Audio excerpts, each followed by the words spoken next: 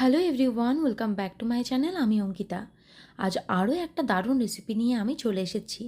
আজ বানানো হবে দই পটল। তো এখানে দই পটল বানানোর জন্য প্রথমেই কড়াইয়ে দিতে হবে অল্প পরিমাণে সর্ষের তেল। তেলটা যখনই হালকা গরম হয়ে আসবে দিয়ে দিতে হবে গোটা জিরে এবং একটা শুকনো লঙ্কা। শুকনো লঙ্কা আর গোটা জিরেটা ভালো করে ভেজে নিতে হবে। তারপরে এখানে আগে থেকেই টমেটো, আদা এবং কাঁচা লঙ্কার একটা পেস্ট রেডি করা ছিল, ওটাই দিয়ে দেওয়া হলো। মশলাটা ভালো করে একটু কষিয়ে নিতে হবে।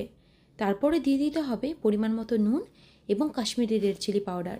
যেহেতু বাটাতেও কাঁচা লঙ্কা ছিল এবং একটা শুকনো লঙ্কা ইউজ করা হয়েছে, তার জন্য শুধুমাত্র রঙের জন্য কাশ্মীরি রেড চিলি পাউডার দেওয়া হলো।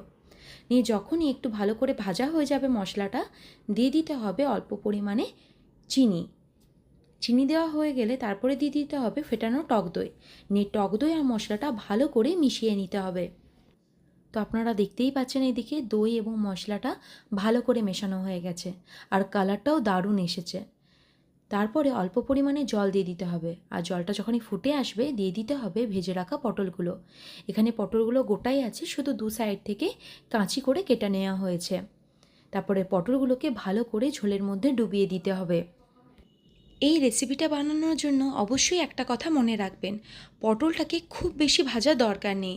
যখনই হালকা ব্রাউন হয়ে আসবে তখনই পটলগুলো উঠিয়ে নেবেন। এইদিকে দেখতেই পাচ্ছেন ঝোলটা অনেকটাই শুকিয়ে এসেছে। এরপর দিয়ে দিতে হবে অল্প পরিমাণে ফ্রেশ ক্রিম। এটা আপনারা দিতেও পারেন, আবার নাও দিতে পারেন। আবারও সব কিছু ভালো করে মিশিয়ে নিতে হবে। তারপরে ঝোলটা একটু ফুটে গেলেই রেডি দই পটল। রুটি হোক, লুচি হোক কিংবা ভাত, সব কিছুর সাথেই অসাধারণ লাগবে। আপনারা অবশ্যই বাড়িতে একবার ট্রাই করে দেখবেন। তো বন্ধুরা, কেমন লাগলো আমার ভিডিও অবশ্যই কমেন্ট করে জানাবেন।